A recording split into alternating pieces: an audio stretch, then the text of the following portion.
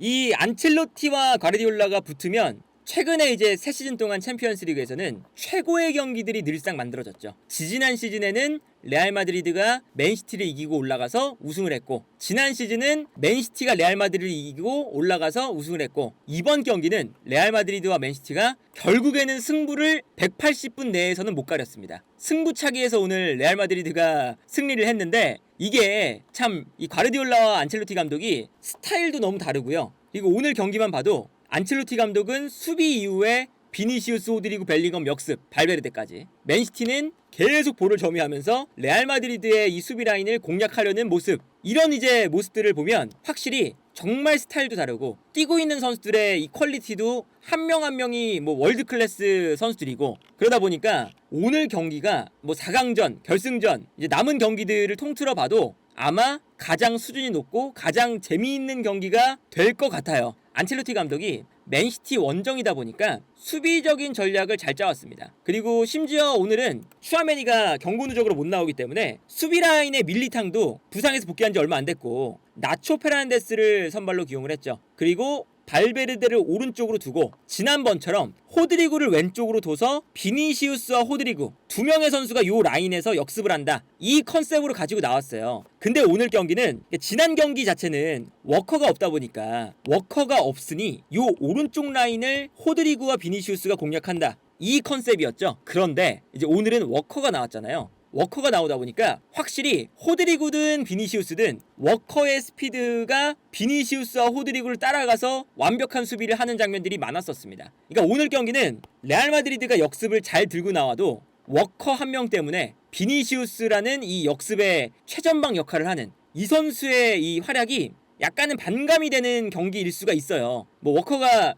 뭐 은바페도 막는 선수고 손흥민도 막는 선수고 스피드가 빠른 공격수들은 다 워커 앞에서, 이 장면이 오늘 하이라이트였죠. 연장전이었어요. 연장전. 체력이 다 떨어져 있던 상황이었거든요. 이때 모드리치가 후반에 나와서 패스를 뿌려주고 앞선에서 브라임 디아스가 측면으로 빠져주면서 맨시티의 수비수 한 명을 끌어당깁니다. 그러니까 뒤에 있었던 비니시우스가 요 안쪽으로 뛰어들어가면서 정말 절묘하게 공간을 쓰는 거거든요. 수비를 끌어내고 비니시우스 침투, 이 공간으로 패스가 들어가죠. 근데 비니시우스를 따라가는 선수가 워커입니다. 근데 워커가 뭐 이제 나이가 좀 많다, 이제 스피드가 좀 떨어지지 않았냐, 이런 얘기가 이제 지난 시즌에는 잠깐 나왔는데 이젠 더 이상 그런 얘기도 안 나오죠. 워커가 비니시우스의 스피드를 따라가요. 따라간 다음에 심지어 비니시우스는 조금 지쳐있고 워커는 지쳐있지도 않습니다. 따라가서, 이게 사실 공격수가 더 유리한 상황이거든요. 공격수는 밀고 들어가는 상황이고 수비수는 따라오는 상황이기 때문에 공격수가 이렇게 공간이 넓을 때는 당연히 유리해요. 어제 그 아라우오와 바르콜라의 경합 상황만 봐도 알 수가 있죠. 근데 여기서 연장전인데도 불구하고 이 비니시우스가 절대적으로 유리한 이 상황에서 워커가 비니시우스를 따라갑니다. 심지어 스피드도 비니시우스보다 빨라서 따라잡은 다음에 몸으로 밀어버려요. 밀어버리고 비니시우스가 완전히 이제 밀려나서 포지션도 이제 제대로 못 잡죠. 워커가 이 역습을 막아버리는 장면이 나옵니다. 그리고 이러한 장면이 아까 설명드렸던 호드리구와 비니시우스, 이 콤비의 움직임도 이 두 선수가 한쪽에 몰아놓는 안첼로티 감독의 전술이 왜 그러냐면, 이렇게 호드리구가 볼을 잡아서 약간은 이제 수비를 혼란스럽게 만들 때 비니시우스가 뛰어가거나, 아니면 반대로 비니시우스에게 수비가 쏠릴 때 호드리구가 뛰어가는 왼쪽 라인에 호드리구와 비니시우스를 이제 밀집을 시켜 놓으면서 이제 약간은 과부하를 걸어 놓는 거죠. 근데 요것도 지난 경기는 워커가 없기 때문에 통했는데 이번 경기는 워커가 있기 때문에 안 통합니다. 워커가 약간 올라가면서 호드리구를 막다가 비니시우스가 뛰어가니까 비니시우스를 따라가는 장면이었거든요. 그리고 뛰어들어가는 이제 비니시우스에게 호드리구가 패스를 넣어줍니다. 이건 이제 뭐 정 볼 것도 없이 스피드 싸움이에요. 스피드 싸움. 그리고 심지어 비니시우스가 먼저 뛰어가고 있어서 가속도가 붙은 상태였고,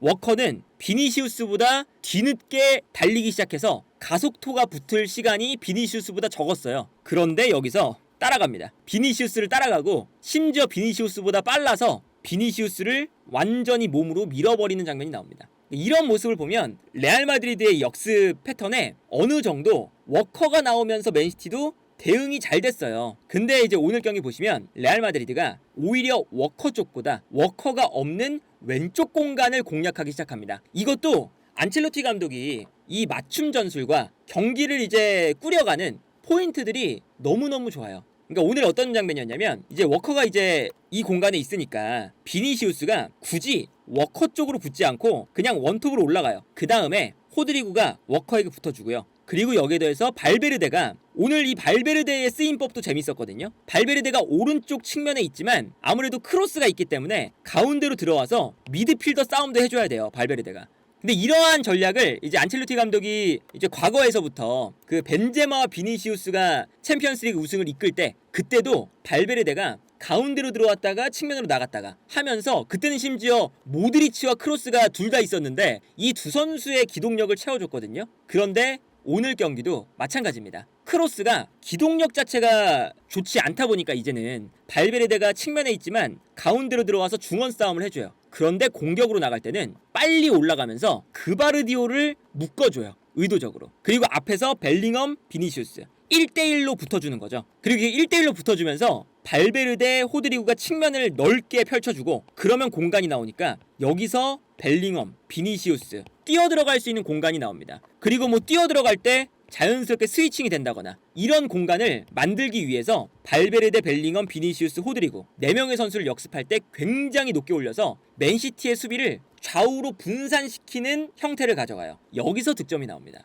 요게 이제 그 오늘 경기장을 넓게 쓰는 것에 대한 패턴 플레이인데 보시면 왼쪽 라인에서 맨디가 볼을 잡고 있습니다. 이때 맨시티의 선수들이 압박을 들어오죠. 근데 이제 맨시티가 강점이 이렇게 달려들면서 압박을 할 때 워낙에 간격이 좁잖아요. 이 간격을 벌려야 자연스럽게 이 맨시티의 간격이 벌어지면서 이 공간을 이제 레알 마드리드가 쓰겠죠. 그래서 여기서 보시면 맨디가 볼을 가지고 있다가 뒤쪽으로 패스를 보내줍니다. 그러면 루닌 골키퍼가 볼을 잡자마자 반대편을 보고 뻥 차요. 그러면 반대편에는 누가 있느냐? 발베르데가 있는 거죠. 발베르데, 앞쪽에 벨링엄, 비니시우스, 그리고 이 왼쪽에는 안 보이지만 호드리구가 뛰고 있습니다. 이렇게 4명의 선수가 넓게 펼쳐지니까 맨시티의 수비수들이 한 명 한 명 떨어져서 요 사이사이 간격이 발생하기 시작하는 거예요. 경기장을 되게 넓게 쓰죠. 그리고 여기서 발베르데가 볼을 잡자마자 맨시티의 간격이 요 라인에 벌어지니까 뛰어들어가는 카르바알에게 패스를 보내줍니다. 그리고 여기서 카르바알이 볼을 끌고 올라갈 때 볼을 끌고 올라가자마자 비니시우스가 벨링엄이 약간 내려오면서 수비를 끌어내니까 뛰어들어가기 시작하죠.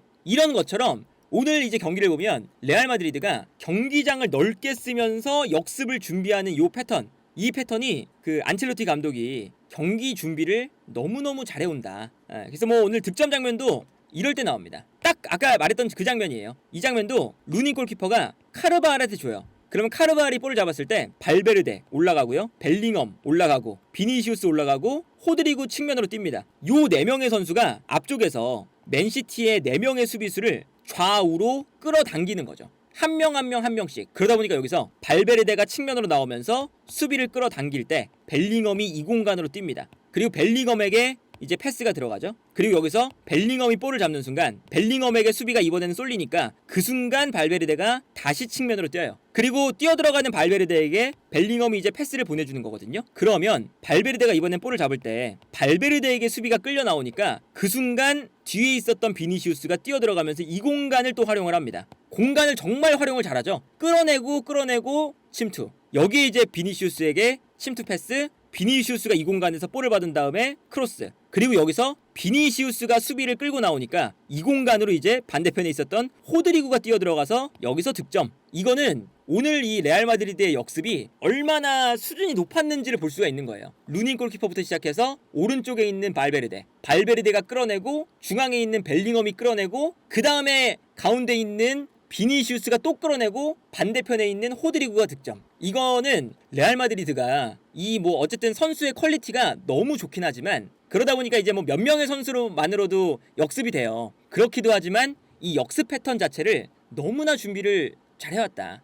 그리고 물론 이제 뭐 맨시티가 뭐 밀어붙이면서 사실은 득점 찬스가 맨시티가 많았고 실제로 이제 슈팅 숫자도 많잖아요. 근데 재밌는 이제 기록이 있습니다. 맨시티가 볼 점유율이 67%, 반면에 레알 마드리드는 33%예요. 슈팅 숫자 33대 8. 거의 이거는 4배 차이죠? 4배 차이가 나는데 심지어 유효 슈팅은 3번밖에 없어요. 레알 마드리드가. 그런데 결정적인 찬스 맨시티가 2번, 레알 마드리드가 3번입니다. 이게 왜 이런 수치가 나오냐? 이게 얼마나 레알 마드리드의 역습 한 방 한 방이 위협적이었는지, 준비가 잘 되어 있는 역습이었는지를 보여주는 수치인 거죠. 오히려 이제 오늘 맨시티가 물론 이제 유효 슈팅도 좀 있었지만 약간은 수비수에게 막혀서 블락되는 슈팅도 많고요. 슈팅이 약간 힘없이 흘러가서 루닌 골키퍼가 막을 수 있을 만한 코스로 슈팅이 가는 경우도 많았어요. 그렇기 때문에 이제 오늘 레알 마드리드가 수비를 참 잘했다. 물론 이제 맨시티가 수비를 잘 끌어내고 흔드는 팀이긴 하지만 그걸 버틸 수 있는 이제 전 세계 유일한 팀이 레알 마드리드라는 걸 분명히 볼 수가 있었고, 물론 이제 여기서 과르디올라 감독도 도쿠를 투입한 게 사실 거의 뭐 신의 한 수에 가까웠거든요. 도쿠가 오늘 들어와서 측면으로 계속 레알 마드리드 수비를 끌어낸 다음에 이제 좋은 찬스가 나오는 그런 장면이 많았어요. 그래서 이제 그 맨시티도 분명히 당연히 못한 게 아니죠. 이 장면 보시면 도쿠가 측면으로 넓게 벌리면서 수비를 끌어냅니다. 그리고 여기서 이제 도쿠가 돌파가 되니까 돌파를 할 때도 있고요. 돌파가 안 되면 가운데로 뛰어들어가는 선수에게 도쿠가 패스를 넣어주면서 이 공간을 쓰죠. 그러니까 레알 마드리드의 수비가 또 한 명 끌려나가고 계속 끌려나가니까 요 가운데 지역에 공간이 생기기 시작해요. 그래서 여기서 컷백이 들어올 때 가운데 지역에서 이제 그 데브라이너가 슈팅할 수 있는 절호의 찬스가 생기게 되는 거죠. 요런 찬스가 심지어 득점할 때도 나왔어요. 측면을 넓게 정말 그 많은 선수들이 넓게 쓰고 있죠. 그러다 보니까 레알 마드리드의 수비가 측면으로 끌려나가기 시작합니다. 그리고 여기서 도쿠에게 방향 전환. 도쿠가 측면에서 1대1 찬스에서 드리블을 성공을 시키고요. 심지어 발베르데를 상대로. 그리고 이것도 사실은 레알 마드리드가 도쿠에게 안 끌려가려고 발베르데가 미드필더에 있다가 끌려나가는 거였어요. 그러니까 원래는 카르발이 끌려나가야 되는데 이 카르발을 가운데 지역에 두면서 3팩처럼 쓰는 거죠. 그리고 오히려 발베르데가 측면에 있다가 미드필더 싸움도 하지만 미드필더 싸움을 하다가 풀백이 돼서 측면 수비도 하는 겁니다. 발베르데의 역할이 이렇게 중요해요. 그리고 여기서 도쿠가 근데 이 촘촘한 수비를 돌파를 통해서 무너뜨립니다. 발베르데를 제꼈어요. 제낀 다음에 크로스. 여기서 이제 그 리디거가 잘못 걷어내서 데브라이너한테 갔죠. 그 다음에 여기서 데브라이너가 득점을 하는 뭐 그런 장면이 나왔는데, 뭐 리디거의 실수로 나오긴 했지만 이 장면도 레알 마드리드가 얼마나 수비적인 준비를 잘해왔기 때문에 포백이었지만 발베르데를 활용해서 발베르데가 어쩔 때는 공격수가 되고 어쩔 때는 미드필더가 되고 어쩔 때는 풀백이 되고 이 역할을 얼마나 잘하는지, 그리고 여기에 대해서 맨시티가 도쿠를 활용해서 뭐 팀의 전체적인 전형을 활용해서 수비를 끌어내는 플레이를 잘하는지를 볼 수 있는 포인트였습니다. 그러니까 이것도 참 그 이 과르디올라 감독과 안첼로티 감독의 수싸움이 엄청났어요. 기본적으로 레알 마드리드가 수비니까 역습할 때는 발베르데가 이렇게 그바르디올을 끌어내는, 벨링엄이 뛰어갈 수 있는 공간을 만들어내는 역할에 치중을 하지만 미드필더 싸움을 아까 말씀드렸던 것처럼 크로스가 활동량이 적기 때문에 가운데로 들어와서 미드필더도 해야 됩니다. 호드리구가 조금 더 공격적이니까. 근데 여기서 좌우 측면을 맨시티가 넓게 쓰면 카르발이 끌려나갈 때 공간이 생기니까 카르발이 가운데로 들어오고 발베르데가 풀백이 되는 이런 역할까지 수행을 해야 돼요. 이 발베르데의 역할이 얼마나 풀백, 미드필더, 측면 공격수 얼마나 이 그 플레이를 많이 가져갔는지 전술적으로 이제 아주 뛰어난 선수인지를 알 수가 있고, 여기에 더해서 이제 뭐 수비수 넣을 때도 마지막에는 바스케스 넣어서 이제 풀백처럼 쓰고, 여기에 더해서 뭐 마지막에 밀리탕 넣어서 완전히 이제 3백으로 잠그고, 요런 이제 플랜들이 과르디올라 감독의 이 상대 수비를 무너뜨리는 전략, 시스템, 이 시스템을 180분을 견딜 수 있을 만한 팀, 그리고 이제 오늘 맨시티 홈에서 연장전 앞에서 120분이죠. 120분을 견딜 수 있는 팀이 전 세계에서 유일하게 레알 마드리드가 아니었을까. 그래서 참 이 두 팀은 결국에는 뭐 승부차기로 갈렸지만 지지난 시즌에는 레알 마드리드 승리, 지난 시즌에는 맨시티 승리, 이번 시즌은 120분 동안은 무승부. 정말 이게 이 두 팀의 싸움은 경이로울 정도의 경기력과 경이로울 정도의 이 그 선수들의 퀄리티, 심지어 스타일도 다른 요게 참 너무너무 재밌고, 아마 당분간은 챔피언스리그에서 저 두 팀이 만나는 게, 최근에 이제 이런 얘기도 나오더라고요. 이제 레바민의 시대가 가고 레알 마드리드와 맨시티 이 두 팀이 챔피언스리그를 이끌고 있다. 그 말이 오늘도 증명이 된 경기가 아니었나 싶어요. 근데 요 심지어 승부차기도 그 너무 재밌었거든요. 승부차기 자체가 이게 명승부란 게 이런 거예요. 승부차기도 첫 번째 키커 레알 마드리드의 모드리치, 모드리치가 실축합니다. 믿었던 모드리치가 이 산전수전 다 겪은 모드리치가 실축을 해요. 심지어 에데르송 골키퍼가 모드리치의 슈팅 방향을 완전히 읽었어요. 완전히. 그래서 이 선방이 나오는 순간 첫 번째 키커였기 때문에 야, 이거는 맨시티가 이기겠다. 왜냐면 맨시티 홈이고 그리고 아무래도 야유도 많이 나오고 그리고 심지어 리드도 뺏겼다? 이러면 승부차기를 잘하기가 어렵잖아요, 레알 마드리드가. 그런데 여기서 이제 레알 마드리드의 루닌 골키퍼가 미친 활약을 보여주기 시작합니다. 이게 참 대단했거든요. 뭐였냐면 이제 아무래도 이런 압박감이 심하니까 골키퍼가 불리한 상황이었어요. 뒤에 보시면 다 맨시티 팬이잖아요. 엄청난 중압감이 있는 상황인데 여기서 베실바가 이걸 이용하려고 가운데로 찹니다. 그런데 여기서 루닌 골키퍼가 안 속았어요. 그러니까 이게 그 지난번에 아스날과 바이에른 뮌헨의 1차전 그때 라야 골키퍼가 약간 그 분위기에 쫄아서 케인이 슈팅을 하기도 전에 뛰었죠. 그래서 해리 케인이 오히려 되게 여유롭게 한번 멈췄다가 라야가 뛰니까 그냥 득점을 했잖아요. 근데 루닌 골키퍼는 이 심지어 경기 중도 아니고 승부차기 상황에서 먼저 움직이질 않았습니다. 기다렸다가 베실바의 볼을 보고 그냥 가운데에서 막아냈어요. 요것도 루닌 골키퍼가 얼마나 이 선수가 담대함을 보여준 이 승부차기였는지 이걸 이제 오늘 볼 수가 있었고, 그리고 여기에 대해서 루닌 골키퍼가 뭐 이제 선방 쇼입니다. 코바치치의 슈팅을 선방을 했는데 이것도 되게 재밌는 게 코바치치의 슈팅을 손으로 막았어요. 막았는데 이게 또 빨려 들어가는 코스였어요. 근데 이 빨려 들어가는 볼이 또 허벅지에 맞고 나와요. 이거 막는 과정도 야, 이것도 운이 좋았다. 그리고 심지어 마지막 키커 리디거였습니다. 리디거의 슈팅이 골대를 맞고 들어갔어요. 그래서 리디거가 그 마지막 키커였잖아요. 리디거가 슈팅을 한 다음에 들어갔는데 멈췄어요. 안 들어간 줄 알고. 본인도 이게 잘못 찼다는 걸 아니까 약간 빗 맞았나봐요. 그래서 골대를 맞고 들어간 거니까 약간 본인도 안 들어갔다 이 생각이 들었는지 약간 멈췄어요. 그런데 골대를 맞고 들어갔죠. 이게 참 오늘 이 승부차기마저 이 두 팀의 뭐 숨막히는 싸움, 이게 엄청난 그런 싸움이었다. 그리고 이제 뭐 마지막에 이제 이런 그 벨링엄이 레알 마드리드 원정 팬들에게 달려가면서 셀레브레이션하는 이 멋진 장면과 과르디올라와 안첼로티 최근 들어서 이게 뭐 챔피언스리그 이끌어나가는 이 두 감독의 뭐 악수, 포옹, 그리고 마지막에 이 비니시우스의 뭐 포효, 뭐 이렇게 요 경기가 이번 시즌 들어서 정말 최고의 경기, 수준도 높고 이 두 팀의 라이벌리는 당분간 계속 이어졌으면 좋겠네요.